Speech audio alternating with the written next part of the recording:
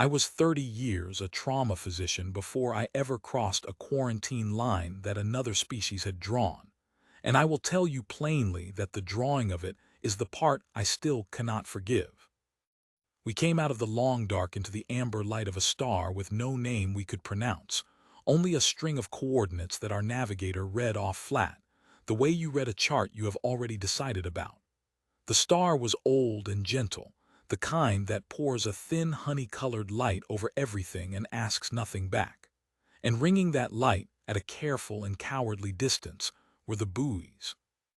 There were 40 of them, we counted. 40 small hard objects hung in a sphere the size of a small moon's orbit, each one blinking a slow red pulse, each one broadcasting the same three-part signal on every band a ship could hear. The first part was a warning. The second part was a legal citation, chapter and clause, some council statute about contamination and the sealing of lanes. The third part was the worst. The third part was a designation, and the designation was a single word in the trade tongue that our translators rendered, after a moment, as forfeit. Inside the sphere, small against the honey light, drifting with her engines cold and her running lamps dark, was the ship they had written off. She was enormous. I want to be clear about that, because when you hear hauler you think of something functional and mean, and she was not that.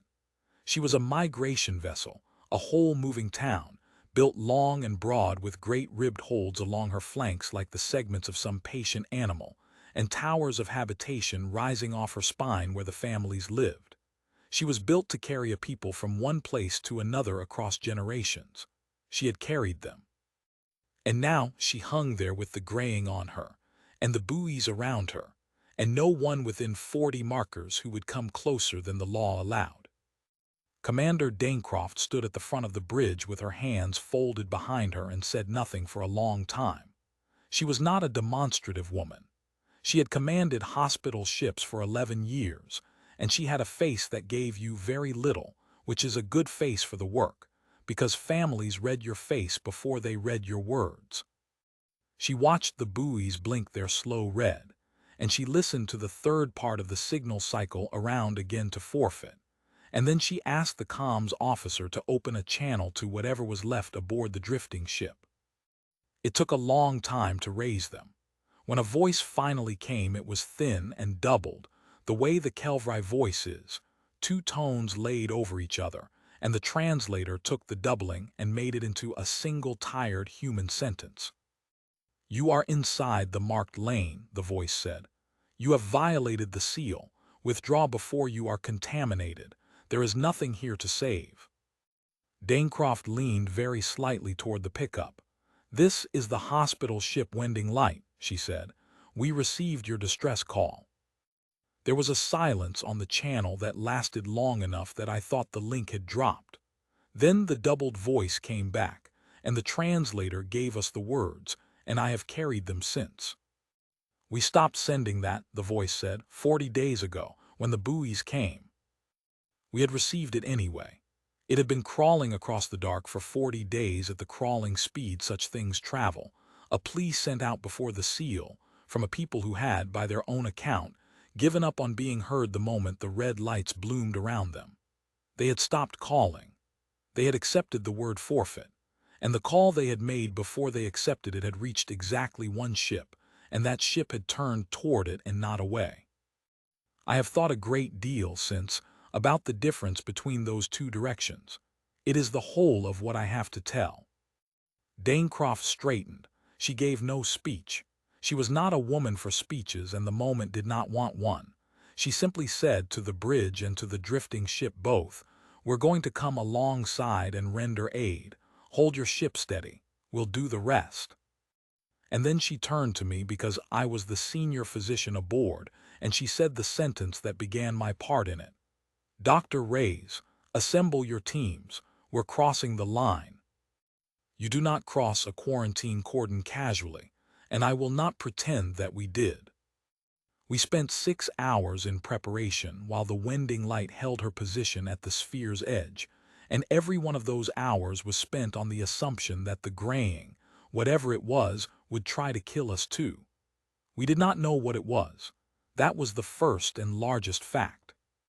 The Council's own transmissions, when we pried the medical annex out of the legal citation, described it in the language of loss and containment and gave almost nothing about the disease itself, as though the mechanism had never been the point. The point had been the ceiling. So we built our understanding from nothing. Our pathology lead, a small ferocious woman named Okonkwo who had spent her career on contagions nobody else would touch, sent a drone through the cordon first, threading it between two buoys, and brought back the first real data anyone in the wider dark had bothered to collect. The graying was not a virus in the way we use the word. It was a prion-like folding fault, a bad shape that taught good shapes to go bad, and it did its work on the very thing that made the Kelvri what they were. It attacked the chitin. It attacked the living carapace, the plated shell that was not armor to them but skin, sensation, structure, self. It went into the seams where the plates met and it taught the new growth to grow wrong, gray and soft and crumbling. And as the shell failed, the body beneath it failed, exposed and unsupported, and the creature died slowly of being unmade from the outside in. It was, Okonkwo said quietly when she had the shape of it, the cruelest thing she had studied. Not because it was fast, because it was slow and it was visible, and a Kelvri watched it happen to their own body over many days, plate by plate, and there was nothing in it that granted the mercy of confusion. They knew. They watched themselves gray. I asked her the question that mattered: can we treat it? She did not answer quickly, and I respected her for that. Then she said, I think we can arrest it.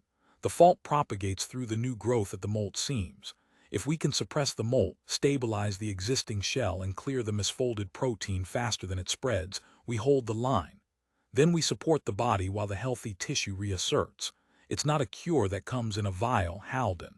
It's 100 small interventions repeated 1,000 times on a ship full of the dying. It's labor. How much labor? She looked at me. More than we brought. That was the moment, if there was a single one. When the shape of what we were about to do became clear to me. We had not brought enough.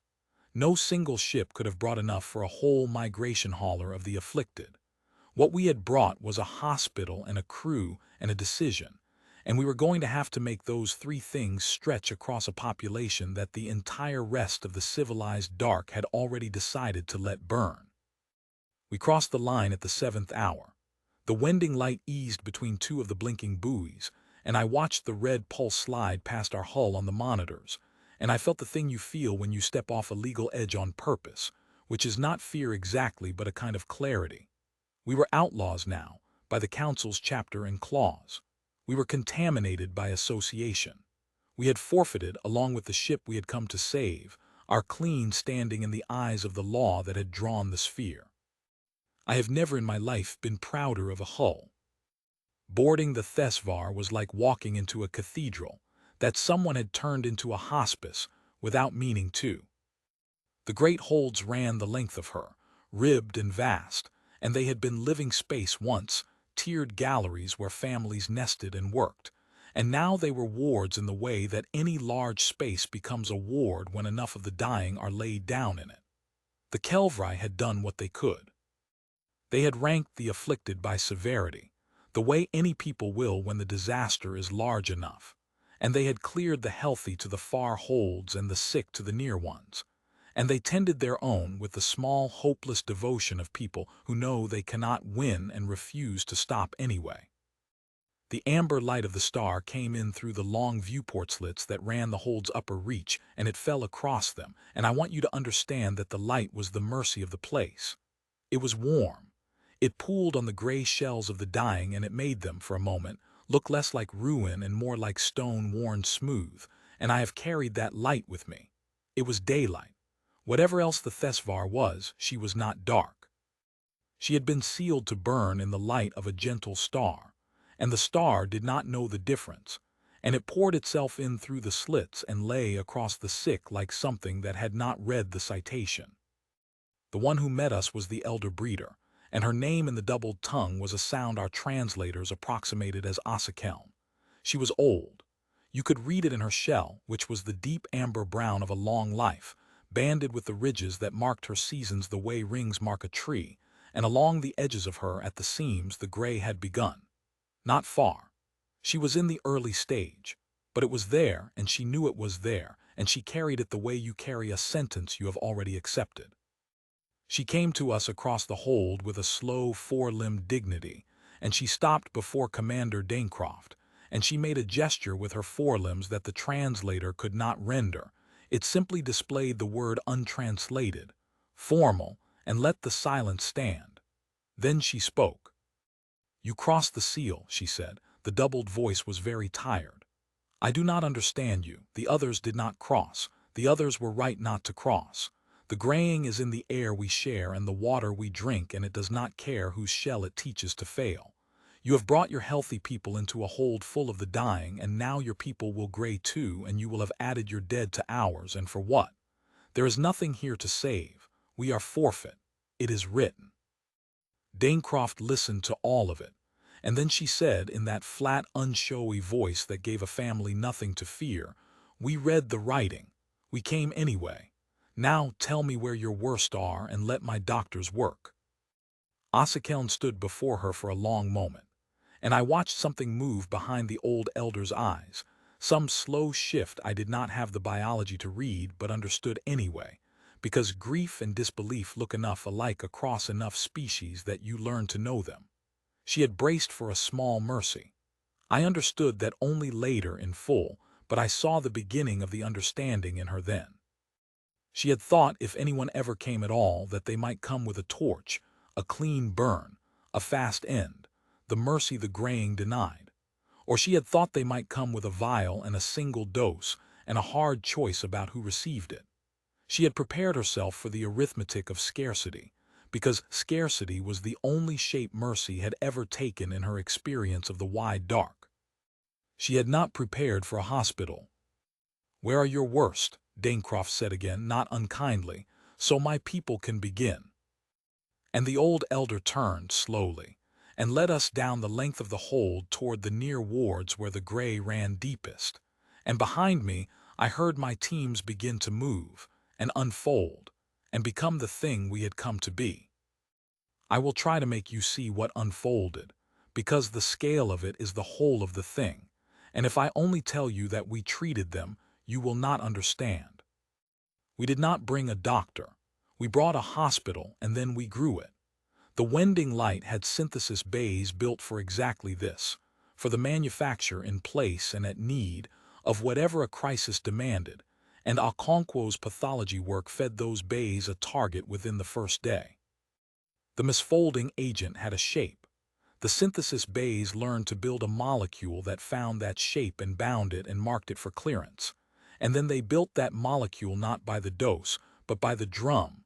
Thousands of doses, tens of thousands, run off in continuous batches while the bays glowed day and night.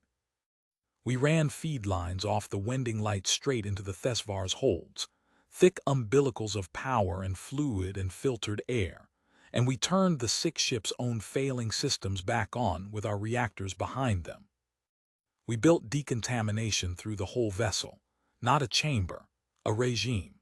Every seam of the hauler, every shared conduit, every reclaimed drop of water run through human filtration and human ultraviolet and human patience, over and over, until the ambient load of the misfolding agent in the air, the Kelvri breath, began measurably to fall.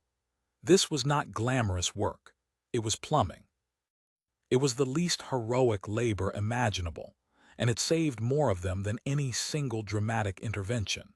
And the decon crews who did it, in sealed suits, for shift after shift in the amber light, are the ones I think of when someone uses the word hero carelessly. We converted the holds properly. We laid grids of monitoring across the ranked afflicted so that a single physician could watch 100 patients and be summoned to the one who turned. We brought the synthesis output to the bedside, I will call them beds, and we began the 100 small interventions Okonkwo had promised, repeated across the thousands. Suppress the molt, so the fault had no new growth to corrupt. stabilized the standing shell with a scaffold compound we sprayed into the failing seams, which set clear and hard and held the gray plates together while the body decided whether to live. Clear the misfolded protein from the blood analog faster than it accumulated. Support the exposed tissue where the shell had already crumbled. And this was the tender work, the dressing of raw underbody, the thing the Kelvrai flinched from having touched because it was the most private ruin of all, and the thing my nurses did with such unhurried gentleness that after a while the flinching stopped. And we worked around the clock because the graying did not keep hours. There is a rhythm a crisis ward falls into when it is fully committed, a rhythm without day or night, only the turning of shifts and the steady arrival of the work, and the wending light fell into it and did not come out for 19 days. I slept in the holds. Most of us did. We slept in the amber light among the people we were treating, and we woke to the sound of the synthesis feed running, and the soft doubled murmur of the Kelvrai tending their own alongside us, and we went back to the work.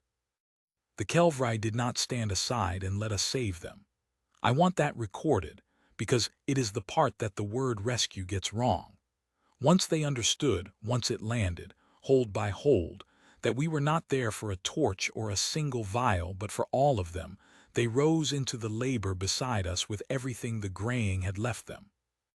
The worker caste, whose shells were harder and whose affliction ran slower, took up the plumbing and the carrying and the endless movement of supply that the decon regime demanded, and they were tireless, and they learned our systems faster than I would have believed. The healthy from the far holds came forward to nurse their own dying under our direction, so that a Kelvrai in the last gray extremity was tended by a familiar shell and a familiar doubled voice, which is a mercy no foreign hospital can give, and which we could only make possible by treating everyone at once. It was, I think now, the largest single act of care I have been part of in my life, and it was not one doctor's act, and it was not the Wending Light's act alone, though she was the ship that crossed the line. It was the act of two peoples who decided, in the amber light of a nameless star, inside a sphere of red buoys that named them both forfeit, that the writing was wrong. The turn came on the 11th day, and I remember it because it came first in the elder. Asakeln had refused treatment for herself for the first 4 days. She had insisted, in the doubled voice, that the young be treated before the old, that the breeders of the next season be held before a breeder of the last, that her own gray seams were an acceptable cost and should be spent last.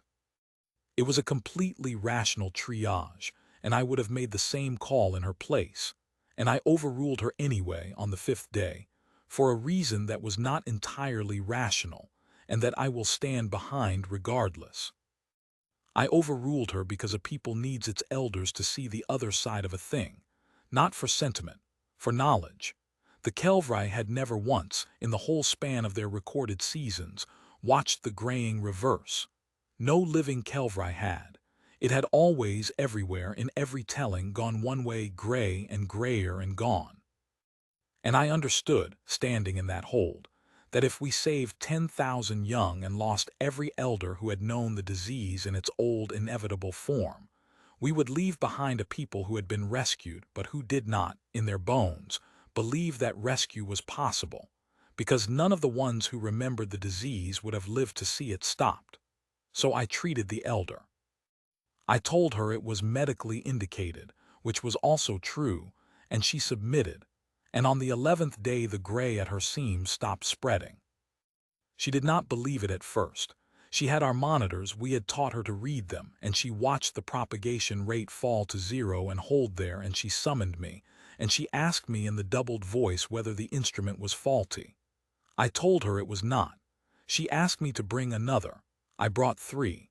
All 3 read the same. The gray at the edges of her old amber shell had stopped, and beneath it, at the deepest seam where the scaffold compound had held the plates while her body rallied, the first faint line of new growth had come in clean. Clean, not gray, the right color, the right shape. She looked at it for a long time.